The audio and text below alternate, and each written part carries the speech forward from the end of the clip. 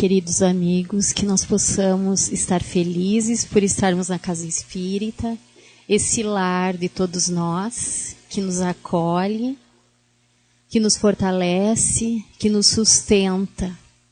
No dizer de um espírito, de Djalma Montenegro de Farias, a casa espírita é um colo de mãe, que nos agasalha, que nos sustenta nesses momentos das dores e das dificuldades. Então, que nós possamos bem aproveitar esses momentos que estamos aqui. Certa vez, uma senhora também chegou aflita na casa espírita, muito aflita. E ela solicitou uma consulta, já que era a primeira vez que ela estava na casa espírita e não sabia bem os termos adequados, mas ela queria uma consulta. E a recepção, acolhendo-a, vendo que realmente ela estava muito aflita, logo a encaminhou para o atendimento fraterno, que a acolheu fraternalmente, e ela já foi expondo a sua motivação, a aflição, a angústia que lhe trazia à casa. Ela queria uma ajuda porque ela havia perdido uma joia muito preciosa, uma joia que era de família e que, por herança, ela havia recebido e agora havia sumido. O atendente fraterno, percebendo a sua aflição, já chorando em lágrimas de desespero, começou a refletir, já que essa não é a função da casa espírita básica. Auxiliar alguém a encontrar algo perdido, um objeto, mesmo que seja de valor. Mas a casa espírita é esse colo de mãe. E ele teve a sensibilidade em acolhê-la, em conduzir a orientação, dizendo a ela, fortalecendo a sua vinda e dizendo que ela deveria continuar vindo na casa espírita. Porque talvez com a sua frequência, já aqui explicando a ela que o objetivo da casa não era achar algo material, mas com a frequência, a palestra, fazendo as suas preces, recebendo o passe, usando toda a terapêutica orientada pela doutrina espírita, ela poderia, quem sabe, criar um campo vibratório propício para lembrar, talvez de alguma forma, e encontrar aquela joia que era tão importante para ela. E ela, se sentindo motivada, continuou realmente a vir na casa espírita. Vinha sempre, assistia às palestras, se concentrava, fazia as suas preces, cumpria bem todas as recomendações. E a pessoa que lhe acolheu no primeiro dia, e a gente sabe que as atividades da casa são bastante ativas, e ele não conseguia chegar toda vez perto dela para perguntar como é que ela estava, enfim, então ele fazia um sinal se ela estava bem, achou, e ela sempre fazia negativo, que não tinha achado, mas continuava vindo. Passou um tempo, e ele olhou para ela novamente na casa, e aí novamente perguntou, e aí, encontrou? E ela fez o sinal de positivo. E ele ficou então interessado e chegou perto dela e perguntou, a senhora encontrou a joia? Onde ela estava? E ela disse, estava aqui na casa espírita. Daí ele ficou mais espantado ainda. Eu encontrei uma joia muito mais preciosa do que aquela. Eu encontrei a doutrina espírita.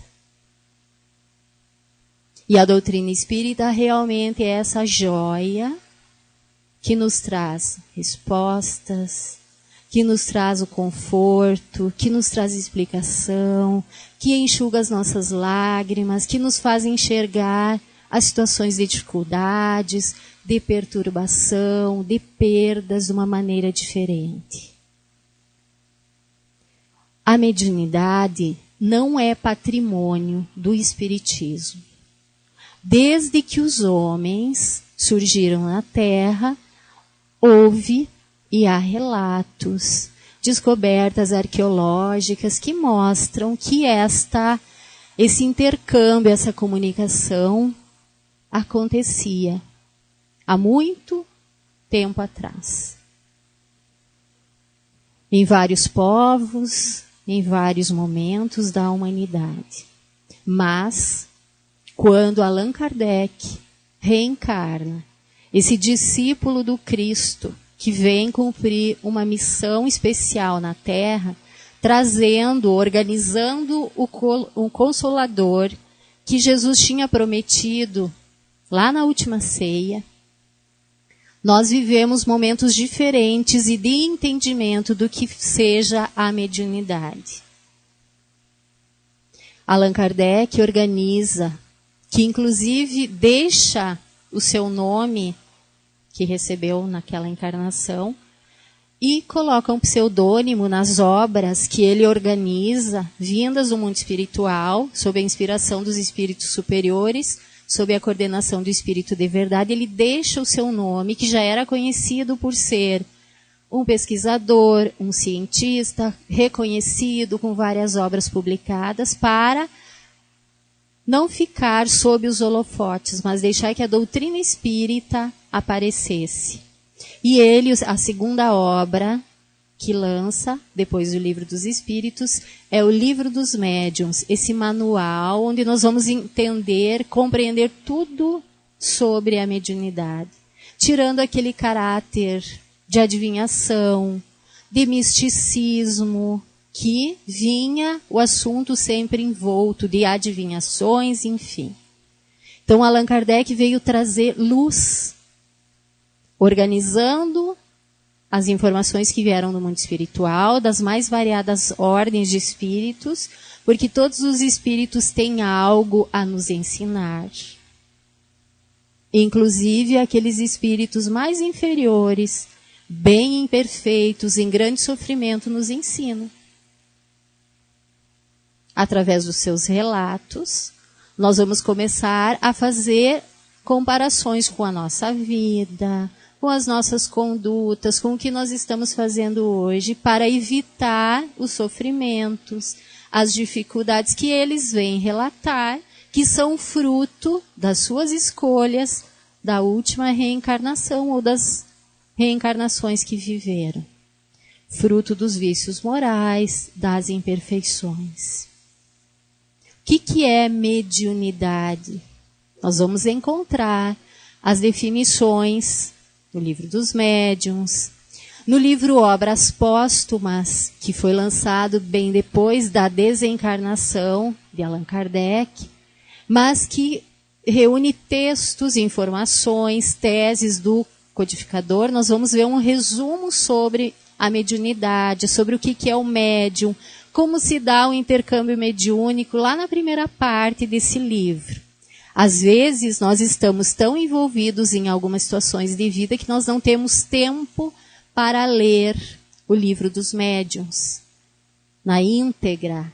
Então, nós podemos pegar esse livro, Obras Póstumas, e ler aquele texto de algumas páginas, algumas folhas, para entender de uma forma geral o que seja a mediunidade. E depois, com o tempo, quem sabe, num grupo de estudos, em que nós vamos construindo esses conhecimentos, discutindo em grupos, nós vamos estudando, então, o Livro dos Médiuns, para realmente ter uma noção do que seja a mediunidade. Mas nós vamos ver que tem um conceito que mediunidade seria, então, esse intercâmbio com o além, com essa outra realidade. É a faculdade de perceber o mundo espiritual, o mundo dos espíritos. Chico Xavier, esse grande médium, esse paradigma do verdadeiro espírita, do verdadeiro cristão, não somente pela mediunidade, mas pela sua conduta, em qualquer situação, e nesse momento em que refletimos sobre mediunidade, sua conduta íntegra na condução da sua mediunidade, teve um momento da sua vida que ele estava em conflito com relação à mediunidade. Porque ele estava recebendo muitos elogios, muitos parabéns sobre as obras, enfim, e ele não se sentia digno de receber essas honras, essas homenagens, porque ele dizia: Não são minhas as informações, são dos espíritos. E ele pensava, eu vou desistir da mediunidade, eu não vou mais psicografar, enfim, vou suspender essa atividade. Neio Lúcio, um dos espíritos que também se comunicou através da mediunidade do Chico, apareceu para ele e disse, eu não vejo por que o seu conflito. E ele explicou a situação de que ele não merecia, de que as orientações não eram dele. E aí Neio Lúcio disse, mas você também dedica o seu tempo, enfim, estuda para tal. Mas eu vou te contar uma história. E aí ele começou a contar uma história, que está lá no livro Lindos Casos de Chico Xavier. Ele contou que havia num município 2 localidades diferentes, uma muito rica, cheia de condições, víveres, com boa produção de alimentos, de medicamentos, e a outra localidade, distante um pouco dessa rica, muito pobre, passando por várias dificuldades de alimentação, de cuidados com a saúde, e aquela população que morava naquela localidade, naquela aldeia rica, gostaria de ajudar a outra que era pobre. Mas não havia quem fizesse o transporte daqueles gêneros para ajudar aquela população pobre. E então se apresentou a única pessoa, o único ser que se apresentou para fazer esse transporte foi um burrinho. Um burrinho obediente, que não reclamava. Aí colocaram 2 cestinhas nas costas, no lombo dele, colocavam todos os gêneros que queriam enviar e o burrinho ia, sem reclamar, levava lá para aquela outra aldeia, que passava por dificuldades. Quando eles descarregavam, ele voltava, colocavam mais e assim ele ia. Neio Lúcio não precisou terminar a historinha, que o Chico disse, eu aceito ser o burrinho. E aí ele continuou a tarefa de ser esse burrinho, como ele também se designou como capim, como um cisco, né? Aquela pessoa tão humilde, com um coração muito nobre, de ser esse burrinho que transportaria esses gêneros, essas informações, esse consolo que vieram da sua mediunidade a todos nós, que somos ainda pobres de conhecimento, pobres de evolução, mas que queremos evoluir.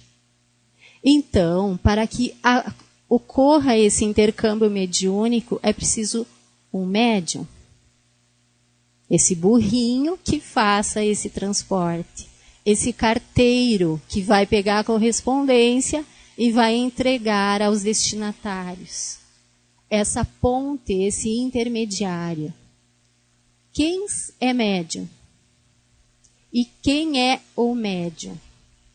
Lá no livro dos médiuns, nós vamos ver uma denominação. Kardec vai começar, sob a inspiração dos espíritos, dizendo que a mediunidade, então, seria essa ponte que toda pessoa que sente em um grau mais ou menos de influência, a influência dos espíritos é médium. Tem alguém aqui que nunca sentiu nada? Que não tem uma história para contar? Um sonho? Viu alguma coisa? Percebeu? Enfim, todos nós provavelmente tenhamos alguma coisa que a gente possa ter percebido. Então, os espíritos estão dizendo que todo aquele que sente, num grau qualquer, a influência dos espíritos é médium. É uma definição genérica. Lá no Livro dos Espíritos, que é a primeira obra básica, na questão 495, que é um pouquinho longa, os espíritos vão nos dizer que todos nós temos um espírito familiar, um espírito protetor, que cuida da gente, que nos inspira, que nos intui, que a gente não deve ter pena desse espírito E diz assim, ó, não temais em nos fatigar. Fatigar é cansar. Com as vossas perguntas. Estejais, ao contrário, sempre em relação conosco. Nós precisamos estar sempre em relação com esse espírito protetor nosso.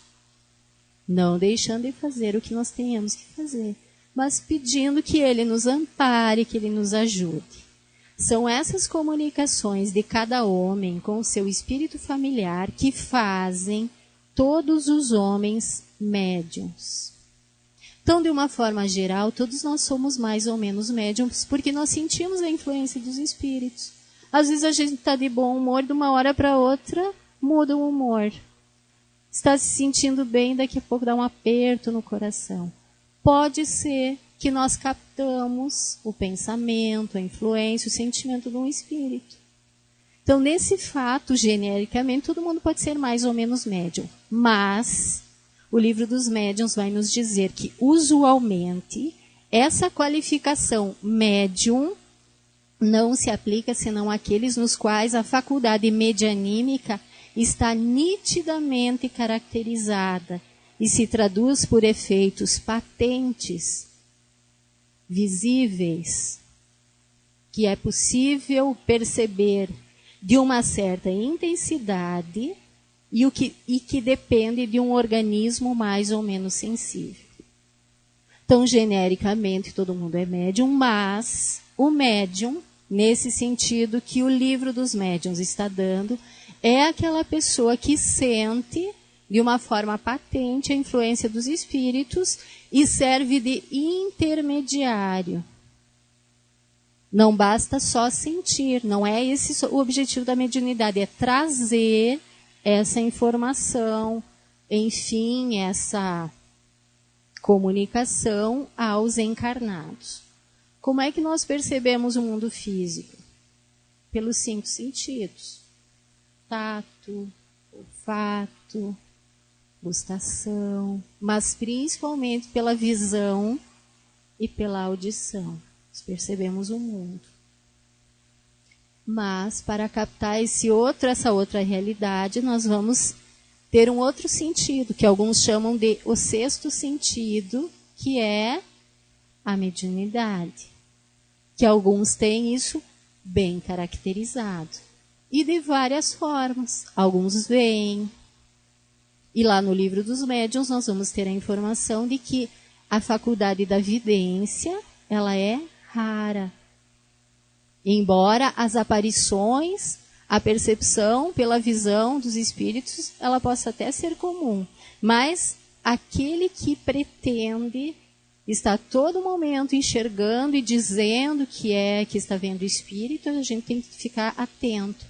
Há muito que desconfiar daqueles que pretendem desfrutar dessa faculdade.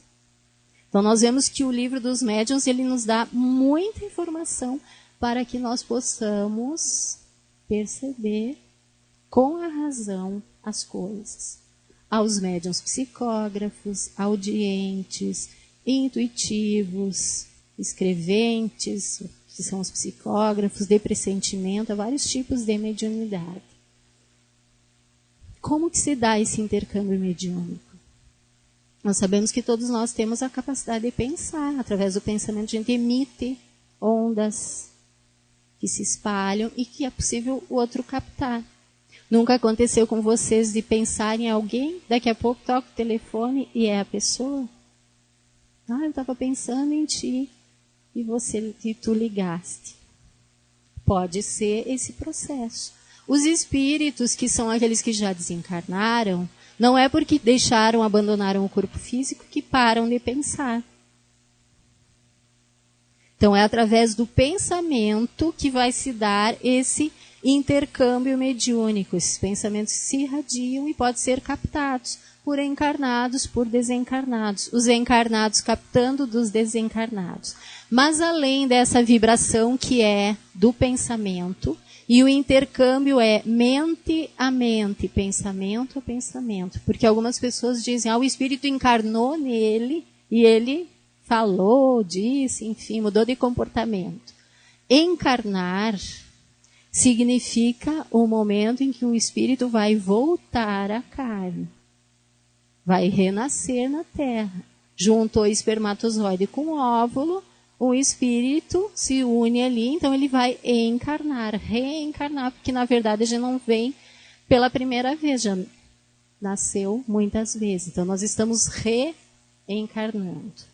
Nesse momento do intercâmbio mediúnico não é o momento da encarnação. O espírito está influenciando aquele que é médium. E que muitas vezes com aquelas condutas que a gente acha estranho, é porque é alguém que não está sabendo educar, conduzir a sua mediunidade de uma forma adequada. Por isso é importante a educação da mediunidade. Qual é o melhor lugar? Um lugar digno, em que se faça bom uso dela. Já vamos falar sobre essas situações. Provavelmente a casa espírita seja um dos locais ideais para o exercício com responsabilidade da mediunidade. Mas, voltando a falar sobre o processo de intercâmbio mediúnico, já que nós estamos falando sobre aprendizado mediúnico, nós somos somos um espírito que tem um corpo espiritual, que é o perispírito, e estamos no corpo. Esse corpo espiritual, ele é expansível, se expande. E para haver o intercâmbio mediúnico, é necessário que o perispírito do médium se expanda e haja uma combinação de fluidos com o perispírito, o corpo espiritual do espírito que quer se comunicar. Tem que haver uma afinidade fluídica de pensamentos, moral também. E aí é possível que esse médium capte esse pensamento, a vontade do espírito e vá transmitir para os outros. Essa predisposição mediúnica, ela independe de idade, de sexo, de raça, de religião, de elevação moral. E pode acontecer em qualquer momento da vida. Tanto que se vê crianças com essa situação da mediunidade aflorada, ou não, algum momento tendo percepções mediúnicas, idosos, adultos, jovens, a mediunidade no leito de morte, pessoas que estão desencarnando e já começam a perceber essa outra realidade, a falar, ó, meu pai está aqui. É a mediunidade no leito de morte, percebendo esta outra realidade. Mas o importante para nós pensarmos é o uso da mediunidade, é com relação ao uso da mediunidade. Para que ela serve? Será que é para dar consulta, como a história inicial? Dar informações, enfim, para que serve a mediunidade? Quem de nós já não se beneficiou em algum momento da mediunidade? Vocês já não se beneficiaram? Sim? Não? Talvez alguém pense, mas eu nunca fui consultar um médium. Precisa? Não. Quem já leu o Livro dos Espíritos? Ninguém. Muitos.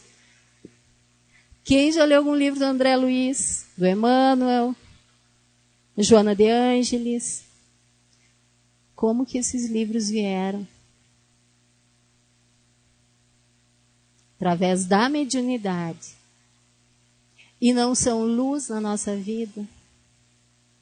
Não nos dão uma perspectiva diferente, não nos ajudam a bem escolher, a modificar as nossas condutas, a entender as coisas. Então, certamente, todos nós já nos beneficiamos da mediunidade. Encontramos o consolo, às vezes de uma forma muito direta, uma mensagem que veio para nós em alguma situação. Ou não, através de um livro, que é também para todos nós. Então, esse é uma das situações para que serve a mediunidade. Muitas vezes as pessoas chegam na casa espírita assustadas, eu sou um médium, receberam uma informação, e se você não desenvolver a mediunidade, você vai sofrer, vai ter um monte de problemas na sua vida. é uma informação equivocada. A mediunidade serve, é uma oportunidade de evolução. Claro que tem pessoas que têm um compromisso com ela, assumiram antes da reencarnação, muitas vezes pediram. Então, quando a gente não quer aceitar o compromisso, às vezes a gente vai ter algumas dificuldades. Mas nós combinamos isso antes de reencarnar. Então, nós precisamos utilizar bem. E se não vamos diretamente trabalhar a mediunidade, nesse auxílio no grupo mediúnico, aos desencarnados, normalmente em situações de dificuldades, e no livro que nós estamos refletindo esse mês, Dias Felizes, o espírito Honório, que escreve o livro, fala que o médium é participante de um programa de pacificação espiritual. Porque ele vai ser intermediário para que espíritos possam encontrar o tratamento, respostas àqueles que estão em dificuldades, encontrando a pacificação, começando esse processo de pacificação espiritual. E também pelas mensagens que vão trazer, também vão ajudar a nós, aos encarnados, e o primeiro a ser ajudado é ele mesmo, nesse projeto, nesse programa de pacificação espiritual. E a diferença entre projeto e programa é que projeto é por um tempo e programa é algo que é por tempo indefinido. E é esse grande programa do Cristo que quer que nós nos pacifiquemos para que nós possamos avançar e evoluir. Então tem muitas pessoas que chegam assustadas com a questão da mediunidade por desinformação. E à medida em que nós vamos nos esclarecendo, vamos estudando, vamos lendo, vamos ouvindo palestras, enfim, nós vamos percebendo e desmistificando muitas informações. Muitos chegam e já querem participar do grupo mediúnico. Se eu chegar num hospital hoje e pedir para presenciar uma intervenção cirúrgica, eles vão me permitir? Não. Eu não tenho preparação, eu não faço parte do corpo clínico, enfim, daquela instituição. Da mesma forma, a atividade mediúnica, ela não é vedada, mas para que ocorra uma atividade mediúnica tranquila, cumprindo os objetivos nobres, elevados dos benfeitores espirituais, é preciso que aquele grupo que vai participar esteja em paz, em harmonia, tenha laços de amizade, de respeito, a fim de que criem um campo propício para que os espíritos em dificuldades e aqueles espíritos nobres que desejam comunicar-se para trazer informações para nós, possam se comunicar. Então, quando entra alguém que não tem essa preparação, vai ser alguém que vai influenciar negativamente o grupo, muitas vezes com aquela curiosidade, com aquele desejo, eu quero que o meu familiar se comunique. É possível o nosso familiar comunicar-se? É. Mas não na hora que a gente quer. Porque nós temos que pensar que talvez aquela pessoa que a gente gostaria de receber uma mensagem, notícia, saber como é que ele está, talvez ele esteja já reencarnado. Talvez ele esteja participando de alguma atividade lá no mundo espiritual, e nós sabemos que isso acontece, e não possa naquele momento se comunicar. Talvez ele não tenha ainda permissão. André Luiz levou 10 anos para poder vir, pela primeira vez, visitar a sua família. Ele não tinha méritos, não tinha preparo, porque lembram que ele veio, num primeiro momento, o que ele sentiu? Um impacto, a esposa estava casada, se sentiu traído, que tinha sido colocado alguém no seu lugar. Mas depois ele logo conseguiu, pelos aprendizados que já tinha feito, mudar de posição mental e ajudar o atual esposo da sua companheira, que estava em dificuldades e que estava ajudando a ela. Ambos ajudamos. Então, ele não tinha méritos. Às vezes, nós não temos mérito ainda para receber as informações. Às vezes, não é o mais adequado. Então nós precisamos pensar sobre isso. Que não é, os espíritos estão... A função dos espíritos é para atender a todas as nossas vontades na hora que nós queremos? Não. Os bons espíritos vão nos ajudar, nos inspirando, ajudando as nossas necessidades. Que as nossas vontades às vezes são uma, e não é o melhor para nós naquele momento. Lá no livro Nosso Lar, nós vamos ver que André Luiz estava passando pelas enfermarias, conhecendo, colhendo material de informações para a sua mudança de pensamento, uma forma pedagógica, também para nos mandar informações depois. E no trabalho de reabilitação, porque ele se apresentou para trabalhar e queria ser médico. Era médico e achava que poderia ser médico lá no mundo espiritual, continuar na mesma posição. E o espírito orientador vai dizer para ele, como médico, você ainda não tem essa habilitação para trabalhar aqui, mas você pode ter um serviço nobre para você. Vai ajudar lá na limpeza, lá nas câmaras de retificação. E que bom que ele aceitou o trabalho, que foi muito bom para ele e para nós. Tantas informações que a gente vê no livro Nosso Lar. E a gente vai ver lá que ele estava passando, então, vendo aqueles espíritos em dificuldade, e viu um espírito muito agitado. E Tobias, que o acompanhava, perguntou, mas o que aconteceu com o Ribeiro hoje? E aí os espíritos que estavam ali responsáveis por aquela ala disseram, mas hoje de manhã ele saiu em correria desabalado e queria voltar para casa. Porque ele estava ouvindo os lamentos, o chamado da família. E ele também não se conforma nem ficar longe da família. Aí tivemos que trazê-lo de volta e dar passes anestesiantes que lhe tirassem a mobilidade. E Tobias lamentou aquela situação e anuiu com o procedimento dos espíritos, deixando-o imobilizado, que ele não pudesse fugir, e disse, vamos aumentar a carga de dificuldade lá para a família. Encarnado. Para quê? Para que eles não continuassem esse processo de perturbação ao desencarnado que estava tentando se reequilibrar lá no mundo espiritual. E isso é informação que nós temos através da mediunidade para que no momento em que nós enfrentarmos essa situação, que nós aceitemos. Não é que nós não vamos sentir saudades, vamos sentir falta, mas que nós aceitemos essa situação que é transitória, porque mais dia, menos dia nós também vamos desencarnar. Vamos nos encontrar, vamos nos reencontrar muitas vezes. E essas e tantas outras informações nós temos através da mediunidade.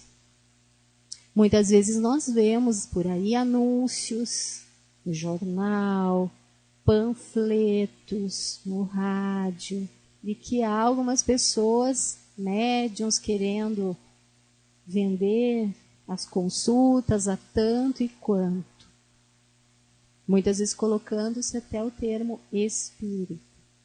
Primeira informação é de que isso não é espiritismo. E esse não é o uso adequado da mediunidade. Porque Jesus já falou, dai de graça o que de graça recebeste. Que espíritos será que acompanham esses médiuns? Será que os espíritos nobres, elevados, estarão aí concordando com essas práticas? Será que eles não têm algo mais importante a fazer? E nós sabemos que tem. Existe alguém, algum médium que possa garantir que aquele espírito ou que um espírito irá se comunicar? Não. Eu posso ter a faculdade mediúnica, mas se não tiver espírito, não vai acontecer o processo de comunicação. Então, todas essas reflexões nós precisamos fazer a respeito desse uso da mediunidade. E a questão do uso, ela é muito importante. A conduta moral do médium é fator fundamental para saber que tipo de assistência espiritual esse médium terá. No Evangelho segundo o Espiritismo, nós vamos encontrar várias informações complementares ao Livro dos Médiuns. E os Espíritos vão nos dizer que, se aquele médium não tem com o que viver, que não se utilize da mediunidade para ganhar o seu sustento. E muitos argumentam que há muitos espíritos que querem se comunicar, que é a sua tarefa, para anuir com a sua escolha de deixar o seu trabalho material para exercitar a mediunidade e, a partir disso, cobrar por essa atividade. Os espíritos são bem claros, nos dizendo que isso não é adequado. E há muitos médiuns falidos no mundo espiritual, em desequilíbrio, porque se desviaram daquela tarefa que assumiram antes, de levar o consolo, o esclarecimento, de uma forma ética, àqueles que sofrem.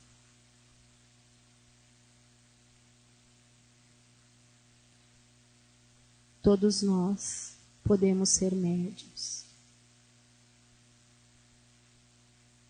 Médiuns do amor, médiuns da alegria, médiuns da paz, médiuns do otimismo, da esperança. Não precisamos ter a faculdade desse estado de afloramento para oferecer a nossa boca, os nossos ouvidos, as nossas mãos, as nossas possibilidades, as nossas potencialidades a Jesus, para ajudar alguém que está em sofrimento, em dor, em desequilíbrio. Então, que nós sejamos esses médiuns ostensivos ou médiuns ainda ignorados, mas que já temos essa condição de sentir a influência dos bons espíritos, do nosso espírito amigo, nosso espírito protetor, que nós possamos oferecer a nossa vida a Jesus para ajudar aqueles nossos irmãos que passam por dificuldades, que sofrem, que choram, que talvez nesse momento estejam chorando a perda de alguém e que nós, com os nossos conhecimentos, com uma boa palavra, com a nossa presença, nós podemos auxiliar, sendo médiuns do amor, em nome de Jesus. Que possamos então agradecer por termos um dia entrado na casa espírita, deixando com que a doutrina espírita entre em nós, para que depois ela saia de nós através das nossas atitudes de amor. Que Jesus e os benfeitores amigos nos amparem e nos fortaleçam nessa nossa intenção.